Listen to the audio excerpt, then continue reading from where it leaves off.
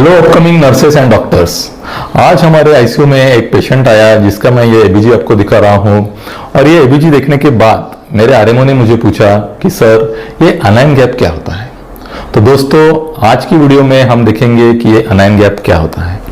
बहुत सारे आप में से ऐसे कुछ लोग होंगे जिन्हें अनाइन गैप क्या है ये पता नहीं है, और जब भी हम एबीजी देखते हैं तो अनाइन गैप तो हमें ये शब्द एबीजी में दिखता है, लेकिन ये क्या है हमें ये पता नहीं रहता। तो दोस्तों आज की वीडियो में मैं अनाइन गैप की कंसेप्ट क्या है ये क्लियर करने वाला हूँ, और साथ में ही ये अनाइन गैप का इंपॉर्टेंस क्या है ये भी आज आपको बताने वाला हूँ।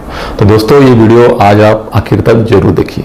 तो दोस्तों चलिए, तो दोस्तों हमारी बॉडी में या स्पेसिफिकली कहे हमारे ब्लड में कुछ पॉजिटिवली चार्ज्ड आयंस रहते हैं और कुछ निगेटिवली चार्ज्ड आयंस रहते हैं। जो पॉजिटिवली चार्ज्ड आयंस रहते हैं उन्हें हम कहते हैं केटायंस, और जो निगेटिवली चार्ज्ड आयंस रहते हैं उन्हें हम कहते हैं अनायंस। और दोस्तों इलेक्ट्रिकल न्यूट्रलिटी बनाए रखने के लिए ये जो केटायंस है इनकी क्वांटिटी अनायंस के बराबर रहती है, ताकि जो चार्ज है वो इलेक्ट्रिकली न्यूट्रल रहे। अब पॉजिटिवली चार्ज्ड केटायंस हमारे ब्लड में कौन से हैं? उसमें है सोडियम, पोटेशियम, कैल्शियम, मैग्नीशियम। और इसमें का सबसे इंपॉर्टेंट जो केटायन है वो है सोडियम। फिर निगेटिवली चार्ज आयंस कौन से रहते हैं? उसमें है bicarb, chloride,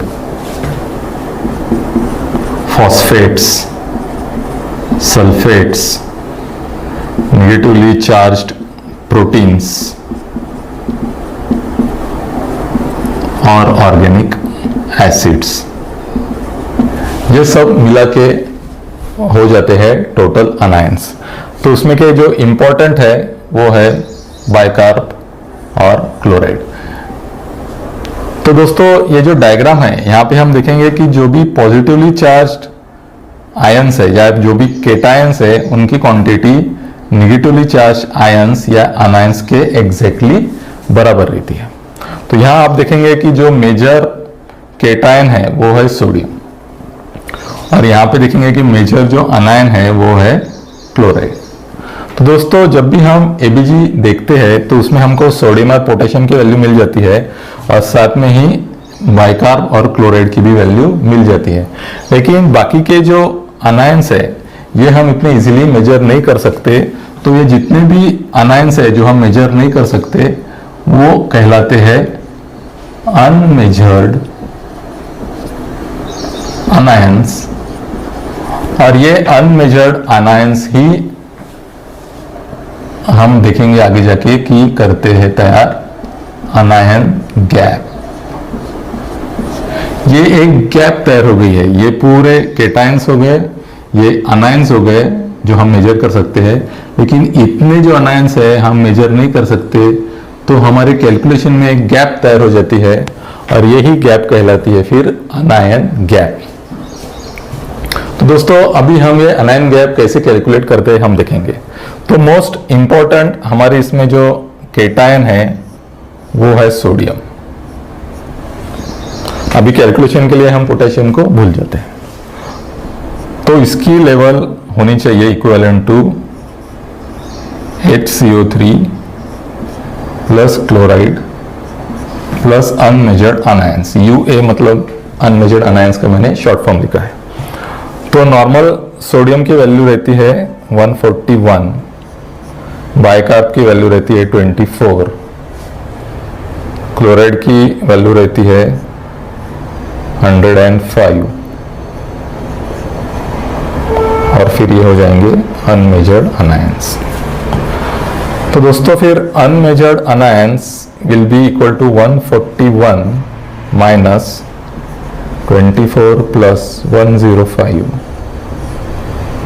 is equal to 141 minus 129 is equal to 12। तो ये जो अनमेजर्ड अनायंस है उनकी वैल्यू आ गई है 12, और ये ही कहलाते हैं अनायन गैप। तो दोस्तों इस प्रकार आपको समझ में आ जाएगा कि अनायन गैप बाकी कुछ नहीं है, तो जो भी अनायंस है जो हम मेजर नहीं कर सकते वो कहलाती है अनायन गैप। तो दोस्तों फिर नॉर्मल अनायन गैप इस प्रकार 12, इसे हम प्लस माइनस 2, तो 12 plus minus 2 is normal अनायन gap if you consider only sodium. अगर आपने इसके कैलकुलेशन में अगर पोटेशियम ले लिया तो फिर अनायन गैप, नॉर्मल अनायन गैप हो जाएगी plus 16 plus minus 2। So 12 plus minus 2 is the value of anion gap if you consider only sodium, and 16 plus minus 2 is the value of anion gap if you consider both sodium and potassium as the cations. तो दोस्तों normal अनायन gap derive करने के लिए एक concept बहुत important है और वो है अल्ब्यूमिन। जैसे हमने यहाँ पे देखा कि निगेटिवली चार्ज प्रोटीन्स भी अनायन गैप में आते हैं, तो most important negatively charge protein हमारे ब्लड में है अल्ब्यूमिन। तो अगर अल्ब्यूमिन की लेवल कम हो गई तो अपने आप जो अनायन गैप है, जो नॉर्मल अनायन गैप है, वो कम हो जाएगी। तो अगर अल्ब्यूमिन की लेवल 1 ग्राम पर डेसीलीटर से अगर कम हो जाती है तो फिर उसी प्रकार हमें अनायन गैप की लेवल भी एडजस्ट करनी पड़ेगी। तो अनायन गैप की लेवल फिर 2 मिली इक्विवेलेंट पर लीटर से हमें कम करनी पड़ेगी। तो आगे जब हम देखेंगे कि अनायन गैप का डायग्नोसिस में इंपॉर्टेंस क्या है, तो उसके लिए ये कंसेप्ट यहाँ पता रहना बहुत जरूरी है, क्योंकि अगर पेशेंट का अल्ब्यूमिन ही कम है तो हमारा जो नॉर्मल अनायन गैप है जिससे हमें आगे डायग्नोसिस करना है वो भी उसी प्रकार एडजस्ट करना पड़ेगा। क्योंकि हम नॉर्मल अनायन गैप 12 कंसीडर करते हैं, लेकिन अगर पेशेंट का अल्ब्यूमिन नॉर्मल लेवल से 1 ग्राम से अगर कम हो गया है तो हमें नॉर्मल अनायन गैप भी 2 से कम कंसीडर करनी पड़ेगी, यानी 12 की 10 कंसीडर करनी पड़ेगी। तो दोस्तों इस प्रकार हमने देखा कि नॉर्मल अनायन गैप क्या होता है और अल्ब्यूमिन का अनायन गैप से क्या रिलेशन होता है। अब हम देखते हैं कि जो अनायन गैप है उसका डायग्नोसिस में क्या इंपॉर्टेंस है। अनायन गैप का इंपॉर्टेंस आता है मेटाबॉलिक एसिडोसिस में। To differentiate the various causes of metabolic acidosis we use anion gap. तो जब भी हमारे पास मेटाबॉलिक एसिडोसिस का एबीजी आएगा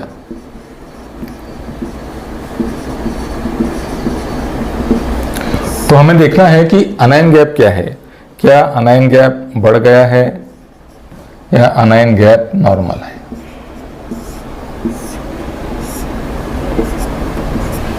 अगर अनायन गैप बढ़ गया है इसका मतलब जो अनमेजर्ड अनायंस है वो बढ़ गए हैं। तो ये जो अनमेजर्ड अनायंस है ये कुछ कुछ कंडीशन में बढ़ते हैं, जैसे डायबिटिक कीटोएसिडोसिस, फिर है alcoholic ketoacidosis, lactic acidosis, salicylate poisoning, methanol poisoning, renal failure, ऐसी जो कंडीशंस है इसमें ये जो अनमेजर्ड अनायंस है ये बढ़ जाते हैं। तो जब भी हम मेटाबॉलिक एसिडोसिस का एबीजी देखेंगे और उसमें हमें अनायन गैप बढ़ के आएगी तो हमें फिर देखना है कि ये कंडीशंस उसमें कौन सी वो पेशेंट में ये कंडीशन है। अगर पेशेंट के एबीजी में अनायन गैप नॉर्मल है तो इसका मतलब ये है कि अनमेजर्ड अनायंस जो है वो बढ़े नहीं है, तो सिर्फ बाइकार्ब कम होने के कारण ही उसको मेटाबॉलिक एसिडोसिस हुआ है। तो ऐसी कौन सी कंडीशंस है, वो है diarrhoea, renal tubular acidosis, carbonic anhydrase inhibitors, ureterosigmoidostomy. दोस्तों ये कुछ कंडीशंस है जिसमें मेटाबॉलिक एसिडोसिस होता है लेकिन अनायन गैप नॉर्मल रहती है। तो दोस्तों आज की वीडियो में हमने ये समझा कि अनायन गैप होती क्या है और अनायन गैप का इंपॉर्टेंस क्या है in the diagnosis of in the differential diagnosis of metabolic acidosis. तो दोस्तों आज का वीडियो अगर आपको अच्छा लगा तो अपने दोस्तों में इसे फॉरवर्ड कीजिए और ये चैनल भी आप जरूर सब्सक्राइब कर लीजिए। तो दोस्तों अगले वीडियो में मिलते हैं एक नए टॉपिक के साथ, तब तक के लिए थैंक यू।